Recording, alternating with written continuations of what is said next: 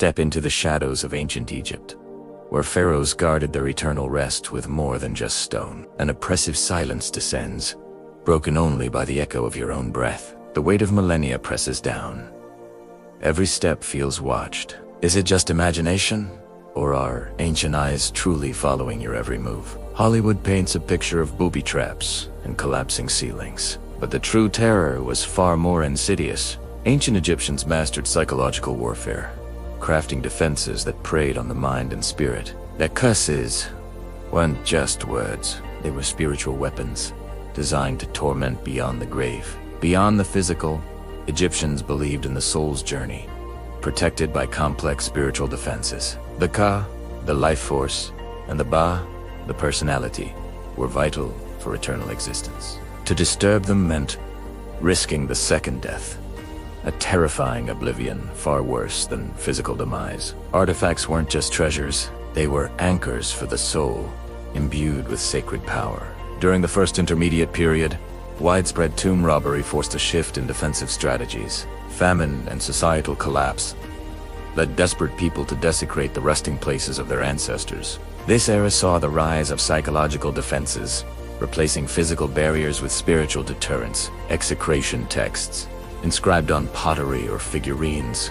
were powerful curses against enemies and tomb violators. These texts invoked supernatural threats, promising eternal torment and spiritual consequences. Architectural gaslighting was another cunning tactic, designed to confuse and terrify intruders. False shafts, blind alleys, and empty chambers created a labyrinth of despair. The psychological toll on robbers, lost and disoriented, was immense. The living statue in the Serdab chamber was a masterstroke of eerie surveillance. Through a small opening, the statue's eyes seemed to watch, instilling a profound sense of dread. Imagine being deep underground, feeling the unblinking gaze of the deceased upon you. The books of the afterworld depicted terrifying maps of the journey through the underworld. These texts warned of demons, lakes of fire, and the dreaded devourer of souls.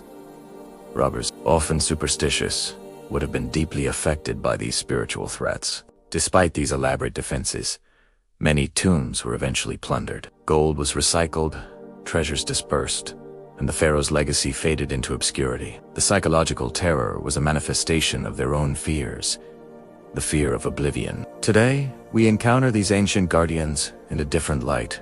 In modern museums, mummies, once sacred, now lie behind glass, public spectacles for curious eyes. We reflect on the cost of turning sacred transitions into public exhibitions. What did the pharaohs truly know about the afterlife, about eternal rest? Their legacy endures, a testament to their profound beliefs and ingenious defenses.